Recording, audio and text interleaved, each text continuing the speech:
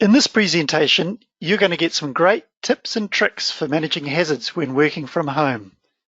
Some of your home activities have a multitude of hazards that could be putting your workers and your business at risk. As employees, you still have the same health and safety legal duties for your workers as when they work at your workplace. Hello and welcome to our ongoing series of compliance and business improvement webinars presented by Mango. My name's Craig Thornton, and I present these sessions on all things to do with compliance. We are joined today by Michael Terry from Momentum Safety and Ergonomics. He's based out of the Gold Coast in Australia. Thanks very much, Craig, for inviting me along to talk. It's such an important issue with coronavirus and lots of people doing much more work from home or working from home for the very first time. So we'll kick off and start with the question, is the home workplace the same as a normal workplace? And the answer is, well, of course it's not quite the same. There's definitely going to be some things that you do at your home that you don't do at work, and we can see a picture there that hopefully for not too many workers is the case. It is a merger of a home and work environment when people are working from home, and they can't be fully separated. So our job is to try and see where possible we can define the workplace environment and manage that part of it. So we're not trying to tell people how to live in their own homes. We're just trying to look at the parts that are really associated with the work that they do. And it's mostly going to be the office area, but there could be some other things and considerations as well. So I thought I'll just take you guys through a little bit of very basic sort of legislation, just to give a bit of background on, is the home office really a workplace and do we have duties? And I'm talking here to Queensland health and safety legislation, but if you're in other parts of Australia and New Zealand, there'll be significant similarities there because we all or most of us are working off the same core legislation. So yes, a workplace is a place where work is carried out for a business or undertaking, and the key points it says here is it's any place where a worker goes or is likely to be at work. So it doesn't specify that home is a workplace, but it also doesn't exclude it. And under that definition, it's quite clear that the home workplace is defined under legislation as a workplace. If we just go ahead and look at some workers' compensation definitions as well, they also talk about injuries and events and what may be sort of considered employment. So the worker has attended the place of employment as required under the terms of the worker's employment. This is for defining workers' compensation requirements here in eligibility. So under that, you'd have to infer that a worker is also a worker when they're at home and potentially able to seek workers' compensation. And just a very quick reminder about what our duties are. We've got lots of separate blogs on this stuff, but if we want to just quickly look at the model work health and safety legislation, a person conducting a business or undertaking must ensure, so far as reasonably practicable, the health and safety of their workers while the workers are at work, which, as we've said, is by definition going to include the home work environment. What do you need to do? You need to make sure of all these things, and some of these things are going to be very relevant to the home work environment, some not so. So safe work environment is what we'll sort of focus a bit on today. We're going to be talking about plant and structures, things like handling and storage of substances and those sorts of things won't be anywhere near as relevant in the home workplace, but it could be a consideration. And all those other ones in various ways will apply to the home work environment as they do in a normal workplace work environment. So I guess the key message that we want to get through at this stage is that we need to be thinking about where the workers are working at home in a similar way to what we think about our workplaces, and not have them as completely separate entities. The risks will generally be not as high because we're doing much less risky work, but it still needs to be thought of in that way.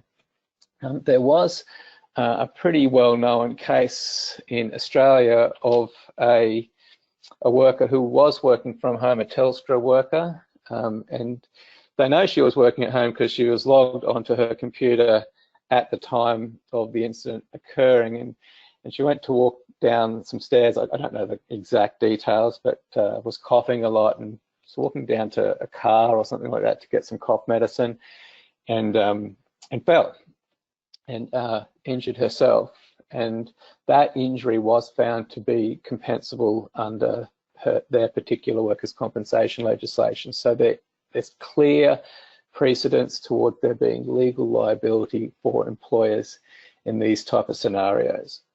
So I guess the question therefore is, what are we going to do about it? How do we go about managing the risk of this home environment? It's going to be particularly relevant at the moment because there's a lot more workers working from home, and it's also in a way going to be a bit more difficult for some employers at the moment because we really can't see our employees face to face.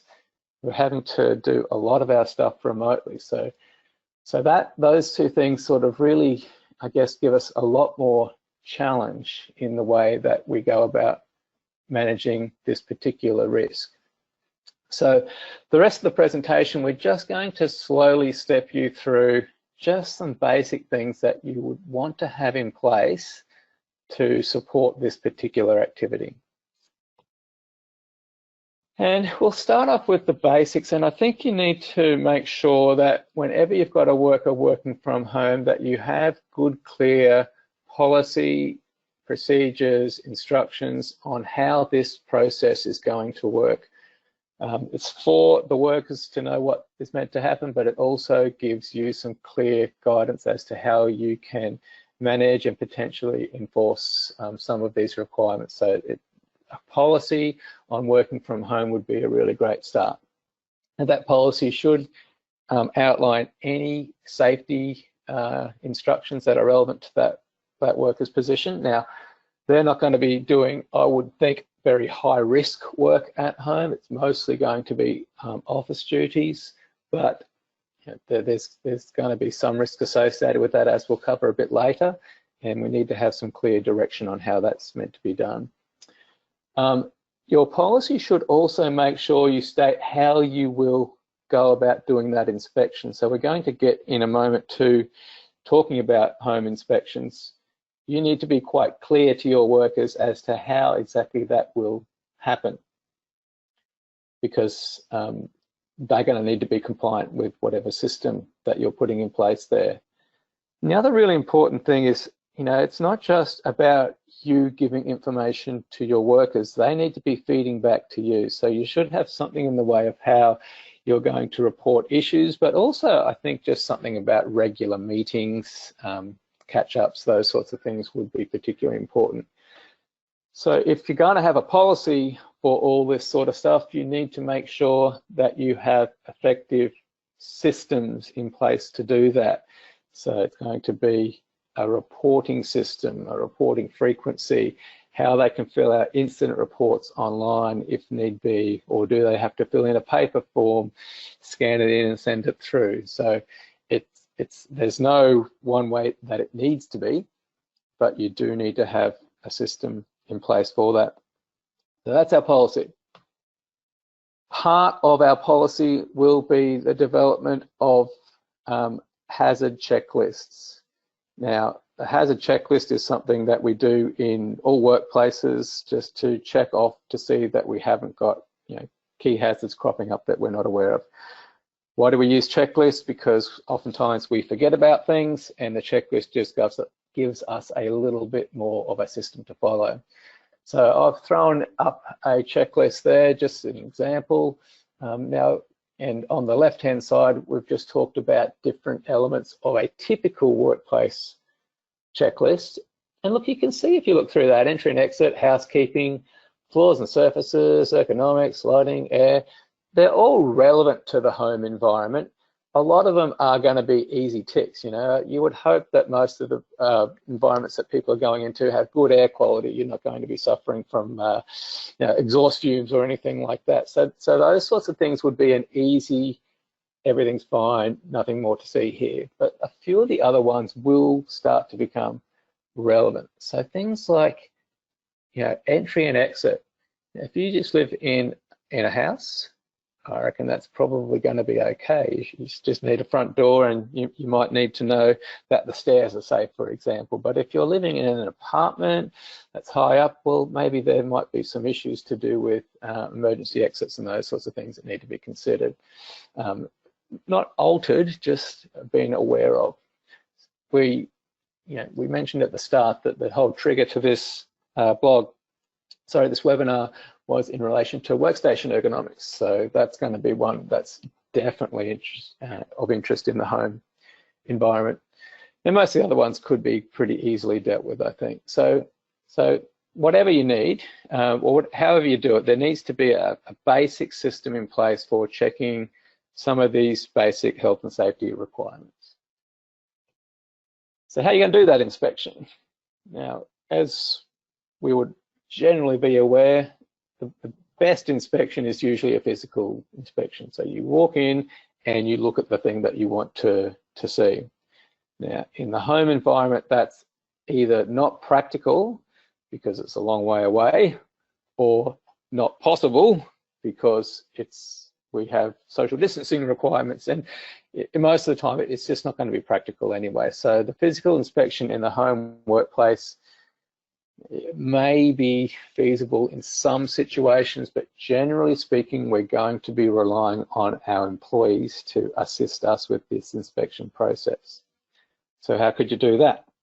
You might have, for example, a virtual walk around. I've done this with a few other workplaces where someone gets a phone and you sit on your computer, and they, hopefully with a decent video connection, you can just get them to walk around and look at different parts of the workplace, and you are literally looking at it through the phone's camera.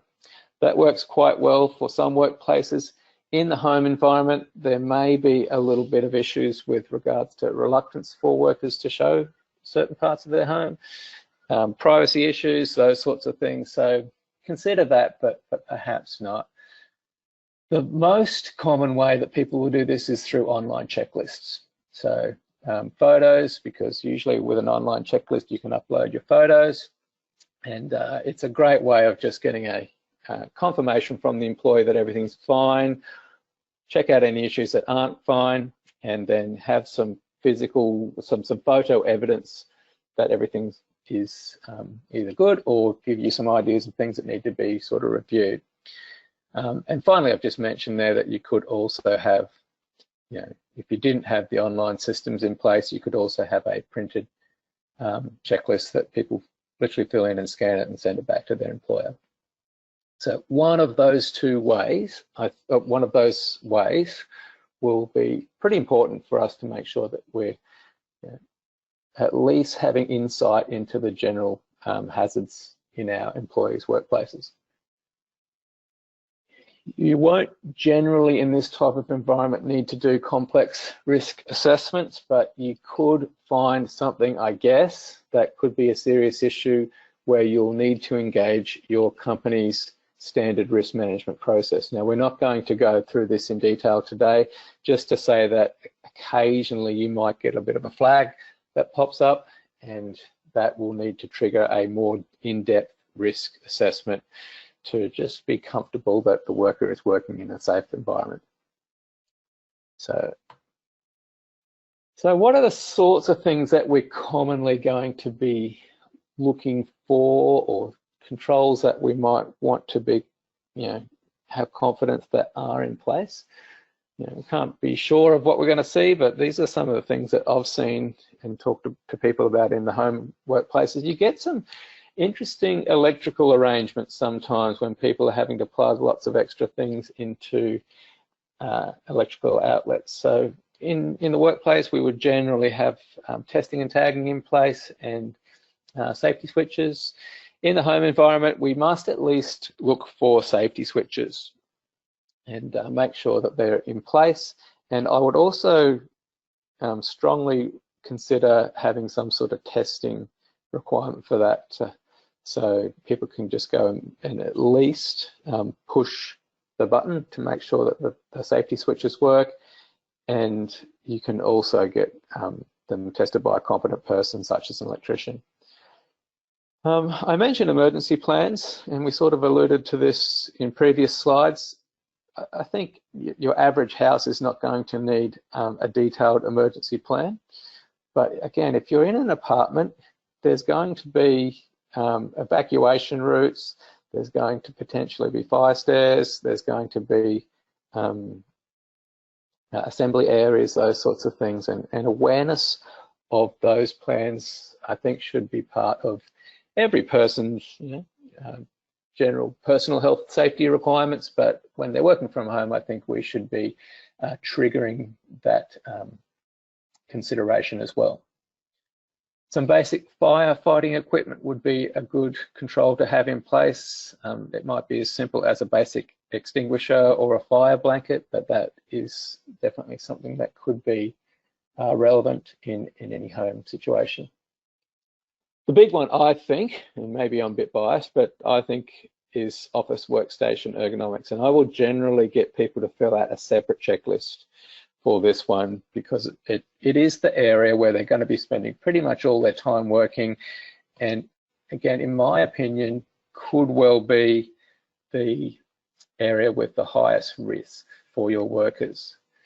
The reason why I say this is because they're not used to it. So we have different types of home workers. Some of us, like myself, have a nice setup. I spend a lot of my time working from home, so I've spent the money and I've taken the time to set myself up well, and many of your workers will be like that. They'll have the screens, they'll have everything set up nicely.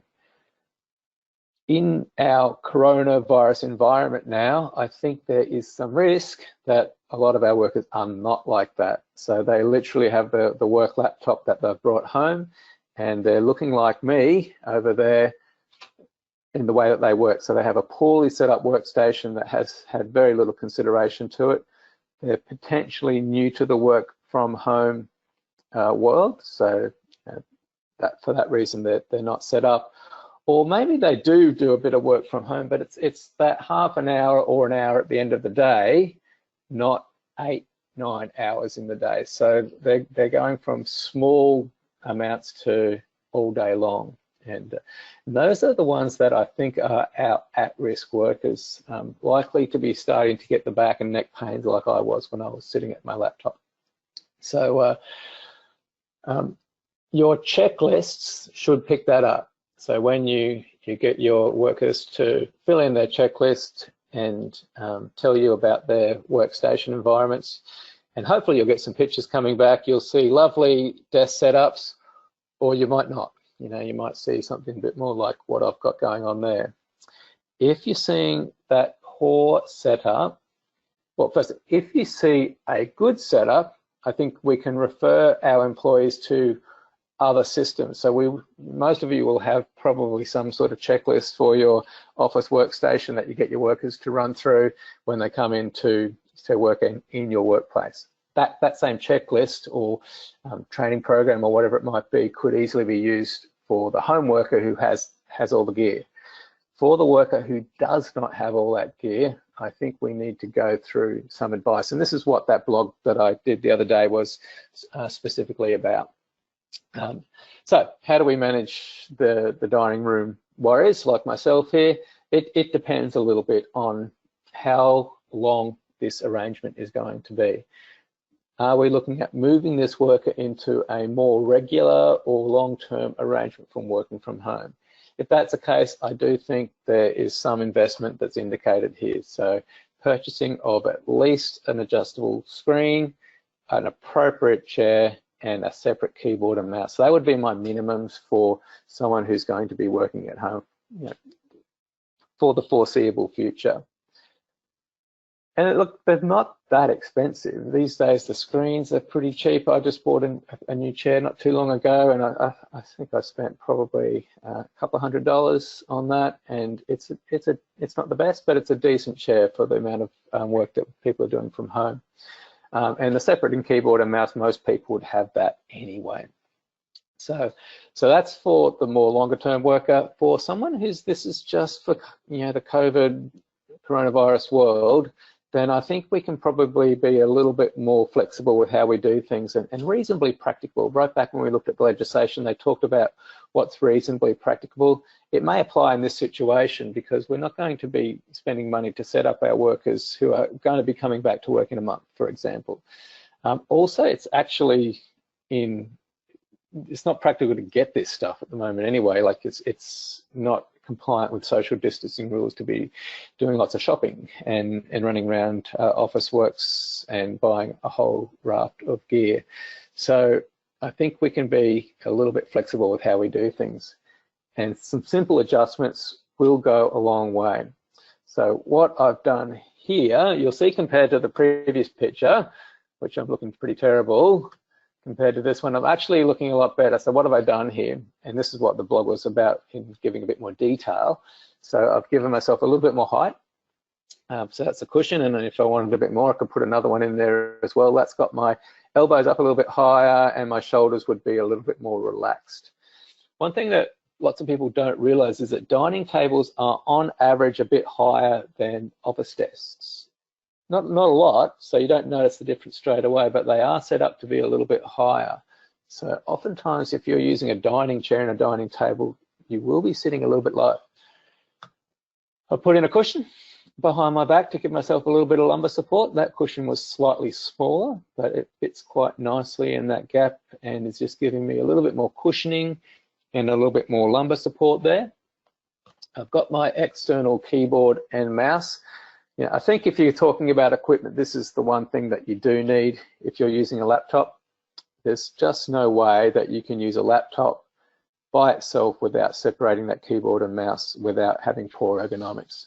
And all I've done there is got a bunch of textbooks and stuck my screen up a little bit higher. Now that screen height's not bad for me. It could be a little bit higher possibly, but I use multifocal lenses. So if you're a person who does that, you actually need your screen a little bit lower because you look through the bottom part of your glasses. If I was not, I would definitely want that screen a bit higher again. So that's a quick few adjustments that you could easily make to set yourself up much safer, and you're going to get a lot more longevity out of your sitting position. None of this takes away from the fact that we need to get out of our chairs pretty regularly, so we just need to get up and move around and do some stretches and those sorts of things as well. But this one, we're just talking particularly about the workstation setup. So there we go, guys. That's my basic run through of things you should be looking at, and it's the basic requirements that you should have for home workers. So takeaways are that employers still have duties for their workers who are working from home. So you're not exempt just because your workers aren't sitting there in front of you in the workplace. To do this, you should have a clear working from home policy that just gives the details and outlines how this whole thing is going to work for your company. Within this, we need a checklist system to provide us with some assurance and also give our employees some advice as to what we should be looking for and how we should be setting things up safely. If that checklist finds any hazardous situations, they should be risk managed according to your normal company risk management process, how you would do that for any other process.